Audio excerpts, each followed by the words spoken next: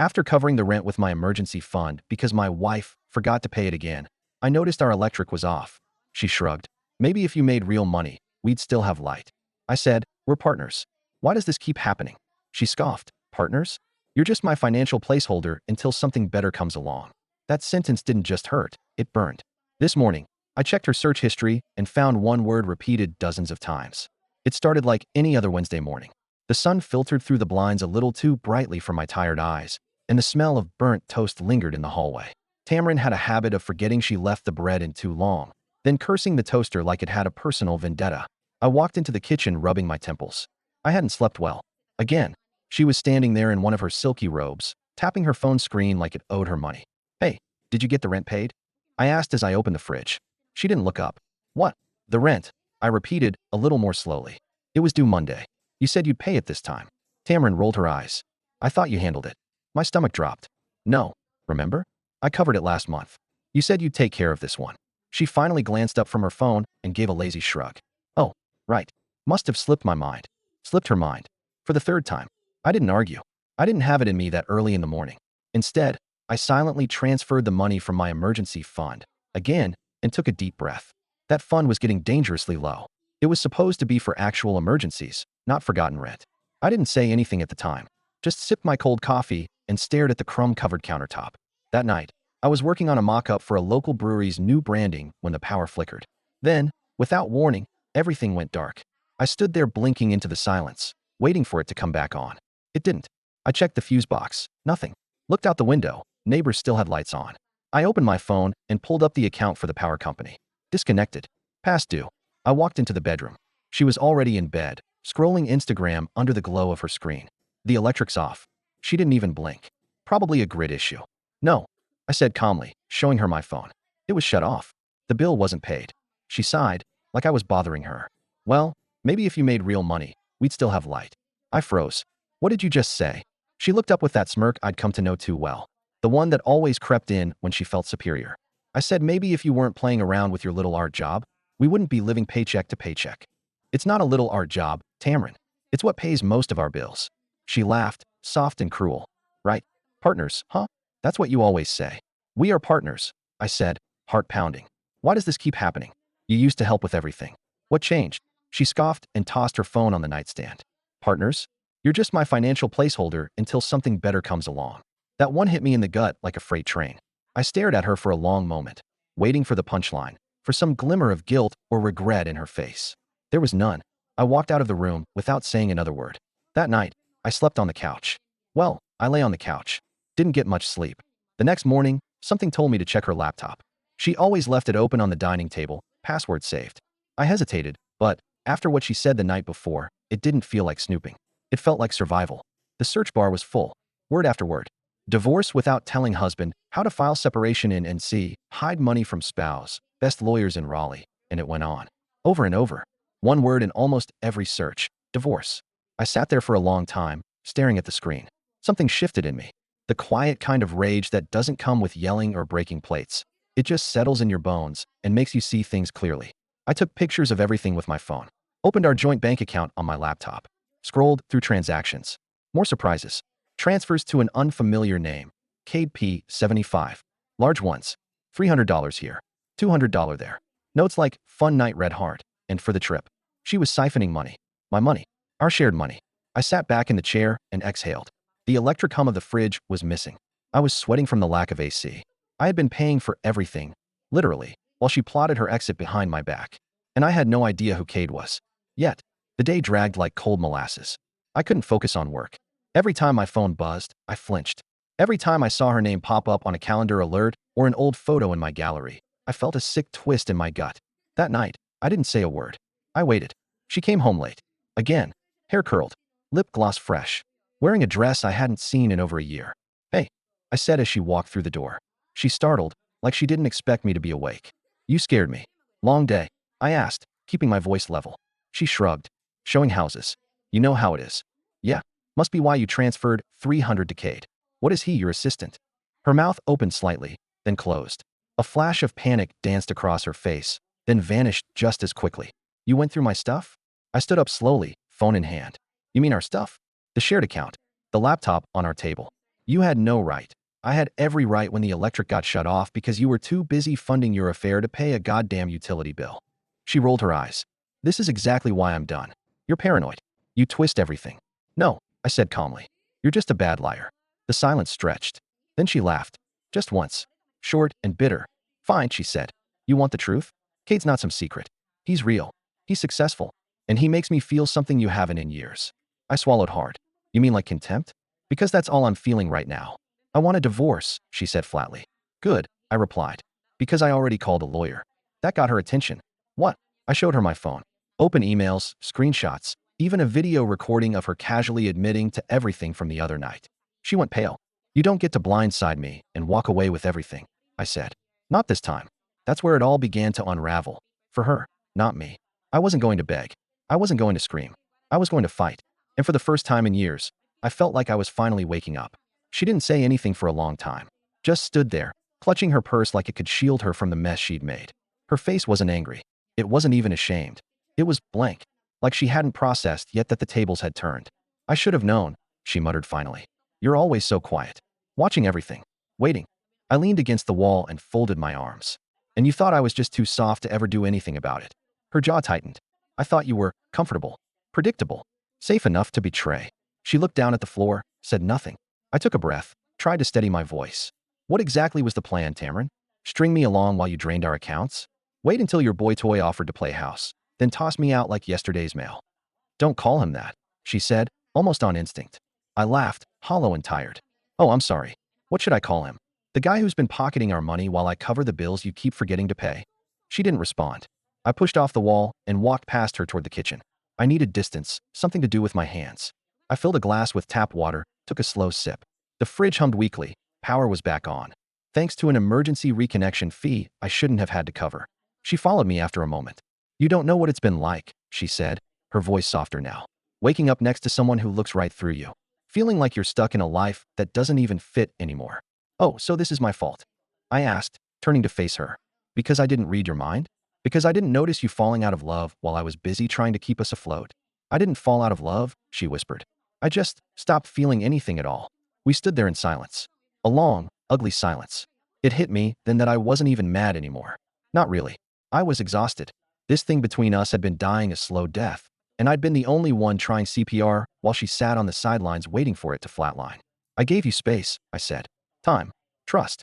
I treated you like a partner. You treated me like an ATM with a face. I didn't mean for it to go this far, but it did. She started crying. Real tears. Not the manipulative kind I'd seen before when she needed to play victim. These were quiet, scared tears. Like she'd finally realized what she'd done. But it didn't change anything. I'm moving out tomorrow, I said. Her head snapped up.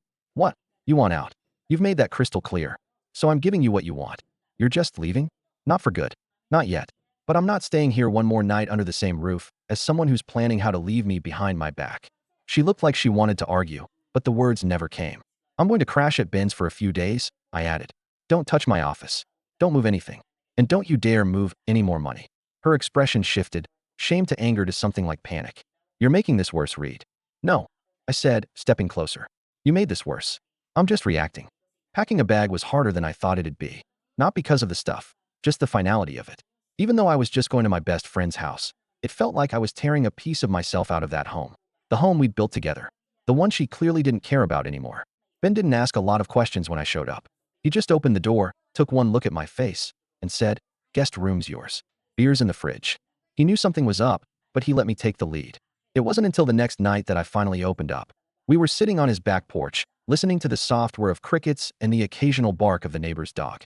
The sky was clear, stars scattered like freckles across velvet. She's been seeing someone, I said finally, breaking the silence. Ben took a slow sip of his drink. You sure? I nodded. Saw the transactions. Saw the messages. Hell, I saw the guy. All over her Instagram saves. Jesus. Yeah. What are you gonna do? I already filed, I said. Got a lawyer. She doesn't know everything yet, but she's gonna find out soon enough. Ben nodded slowly. Good. You deserve better. I don't even know what I deserve anymore, I said, staring at my hands. I just know I can't keep pretending we're okay when she's already halfway out the door. He didn't say anything for a while, just patted my shoulder and refilled my glass. Over the next week, things got messy. Tamron started blowing up my phone. First angry texts, the desperate ones. She oscillated between blaming me and begging me to come home. I didn't respond. Not at first. Then came the email. Subject line, "Can we talk? Please." Her message was rambling, full of half-explanations and deflections. She said things like, "I didn't mean to hurt you," and "I wasn't sure how to leave," and "You were never really present anymore." She ended it with, "I think we owe it to ourselves to talk. Just once." I stared at the screen for a long time. Then I replied with 3 words. "Name the place." We met at a little diner just off the interstate, neutral ground. She looked different, less put together. Her hair was flat, makeup minimal. She looked tired. "Thanks for meeting me," she said. I nodded. She wrapped her hands around her coffee mug like it was a lifeline. "I've been thinking a lot," she began. "About us. About everything I did. I messed up, Reed. I know that." I didn't say anything. I thought Cade was something else. A fresh start. But it wasn't real. It was never real.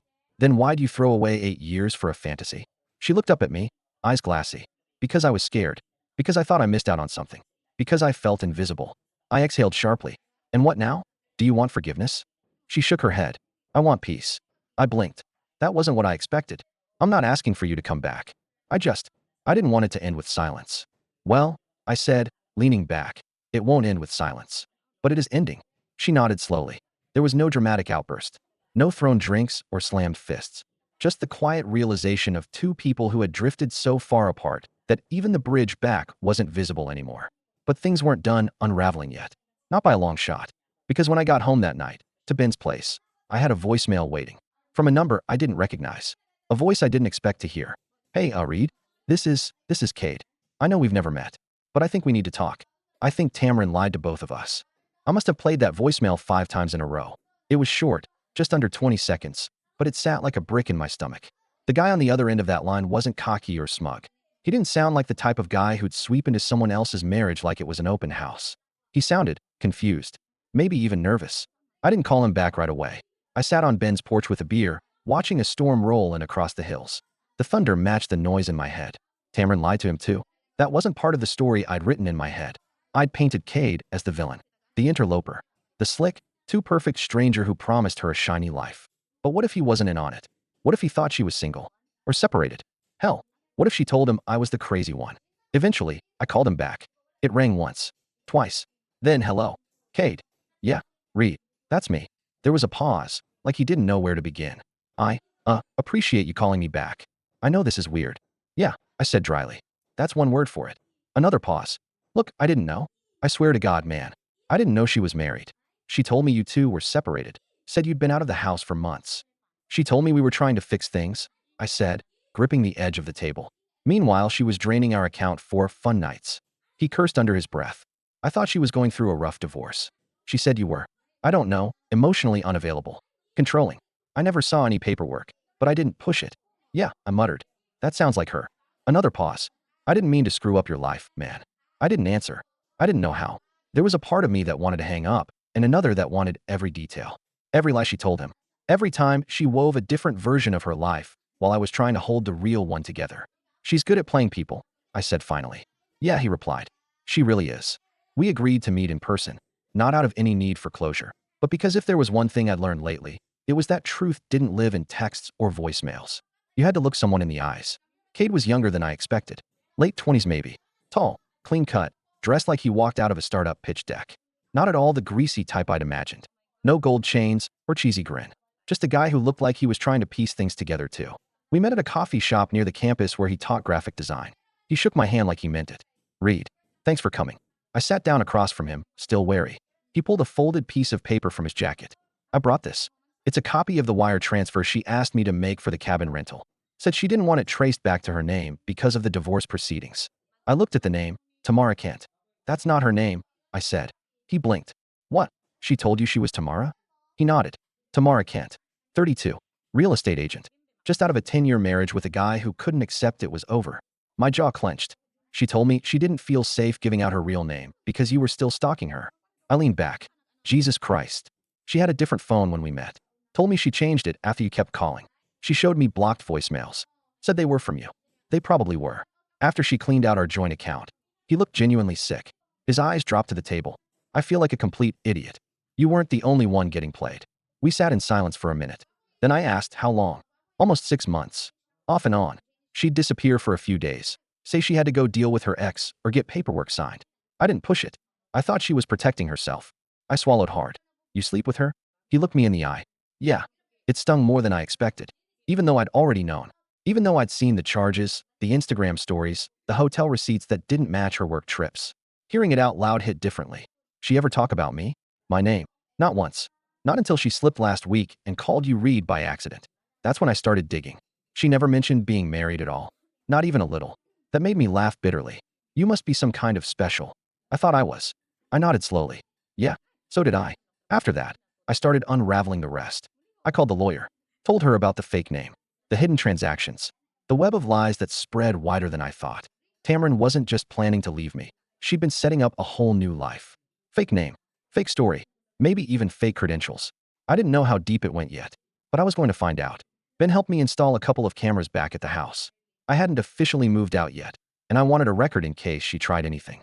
She still had keys. Still had access. I didn't put it past her to retaliate. And I was right to be cautious. Because 2 nights later, she came home drunk.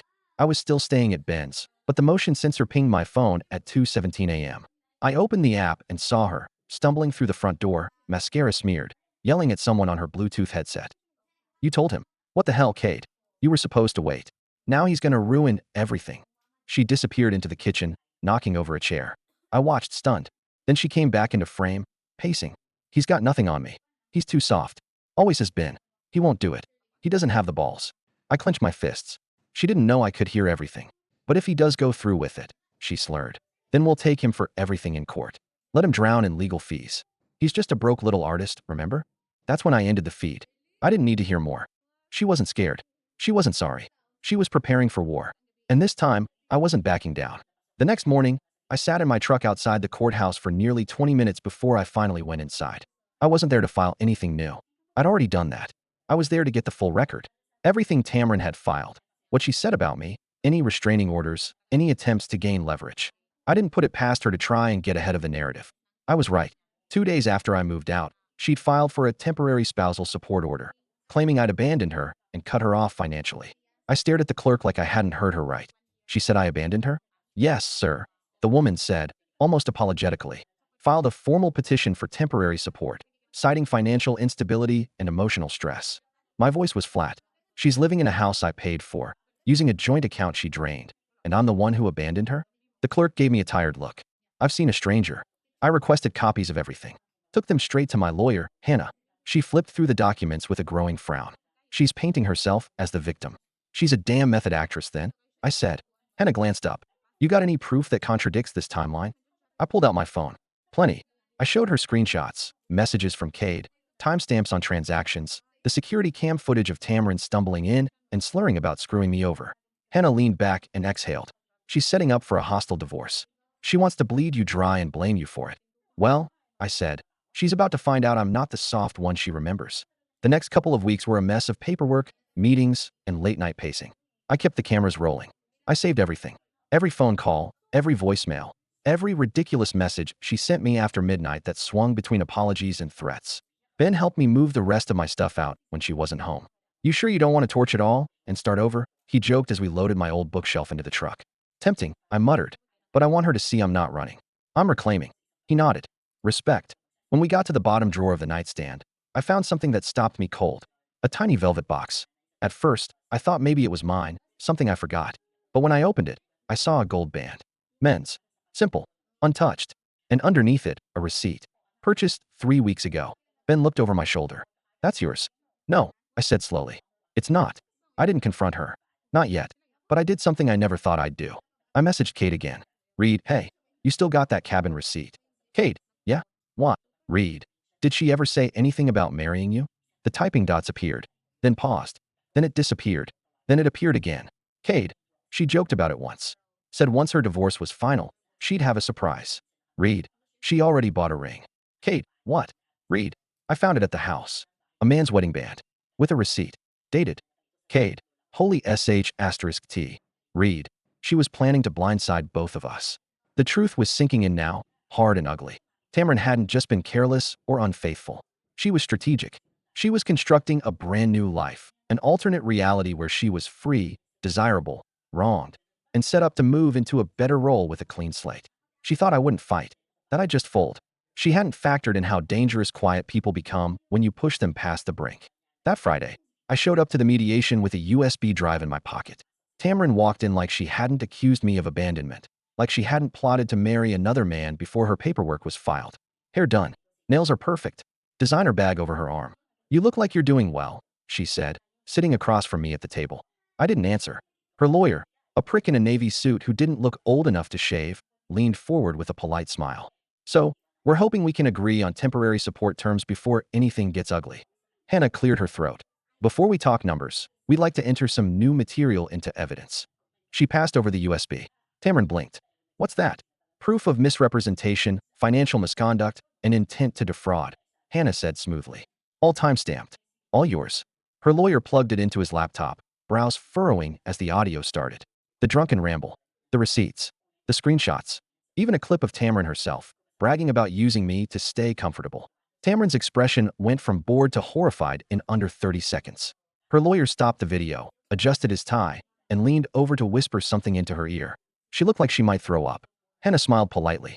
We'll waive the request for temporary support if she drops the false claims and agrees to sign the revised settlement within 7 days. There was a pause. Then the young lawyer looked at us and said, We'd like a few moments to discuss. Outside the mediation room, Tamron caught up to me. Her face was flushed. She was breathing hard. You set me up, she hissed. No, I said calmly. You did that yourself. I just documented it. You don't get to win, Reed. You think you're some kind of hero now.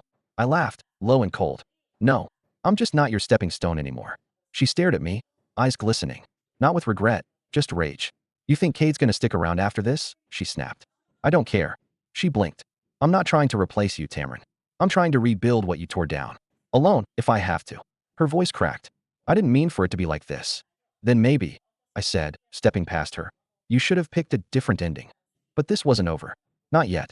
Because 3 days later, I got a letter in the mail, no return address. Inside, a single line typed on a blank sheet of paper. You have no idea who she really is. No signature. No clue. But I had a feeling. That ring, that cabin, the fake name. There was more to this story than even I knew. And I wasn't done digging. The note rattled around in my head for days. You have no idea who she really is. At first, I thought it might have come from Cade, but it wasn't his style. Then I considered maybe it was one of her friends or ex-friends. But the lack of detail, the anonymity, it felt like someone with more to lose than gain. I started digging. Between the legal mess, moving my life into a storage unit, and the constant mental tug-of-war of how the hell did I let it get this far, I needed answers. So, I hired someone. A private investigator named Vance. Old guy. Former cop. Looked like someone who smoked Marlboros through 3 recessions and knew where all the bodies were buried, figuratively speaking. I gave him everything. Her aliases, the fake name, the cabin receipt, even her previous addresses from old joint tax returns. He squinted at the folder, then at me. She's slippery, he said, flipping through it. But she ain't invisible. 2 weeks later, he came back with a file the size of a church hymnal. And the truth? It was even messier than I thought. Tamron, or Tamara Kent, or Morgan Lee, or Allie Green, depending on which city she'd lived in, had a pattern. Different men. Always about 3 to 5 years older. Never quite rich, but always stable. Never flashy. Always patient. Kind. Willing to rescue. In every case, she left them financially gutted. One guy in Denver lost his condo. Another in Raleigh was still paying off the debt she racked up on his cards, for years later. In Phoenix, she walked away with a car registered in someone else's name. No one ever pressed charges. Why? Because she didn't break the law. Not technically. She was smart. Meticulous. Played house until she drained the trust. Then she disappeared. New name, new city, new guy. I sat there in silence, going through the notes Vance collected. Photos. Records. Credit pulls. Alias alerts. One man had even written a blog post called How I Got Emotionally and Financially Catfished by a Woman Who Smiled While Doing It. She's not just a cheater, I muttered. She's a con artist. Vance nodded. And now she's sloppy. Probably thought you were just another easy mark. I smiled for the first time in weeks. She picked the wrong one this time. Here's where the revenge started. I compiled everything. All the documents. The receipts. The PI's report. Audio. Screenshots. I put it in a digital package and sent it anonymously to 2 places. Her current job. The State Real Estate Licensing Board. She wasn't actually a licensed agent, but she'd been using the title to build credibility in a boutique agency downtown. They liked her because she was pretty, persuasive, and knew how to sweet-talk upper-middle-class couples into overpriced condos. A week after the package landed, her photo vanished from the company website. Another week later, I got a notice from the licensing board saying they were investigating someone by the name of Tamara Kent for fraudulent representation. Then came Cade. He messaged me out of the blue. Cade, just got a weird call. Tamron's freaking out. Her boss fired her, and she's accusing me of ratting her out. Me? You didn't. Cade? Nope. But I'm not exactly upset either. Me? Might have been karma. She's overdue. Cade, you planned this. Me? Let's just say, I stopped playing defense. The final nail in the coffin came from her past. One of her old exes, Jared, from Denver, found my post. I had anonymously shared my story on a support forum under a fake name.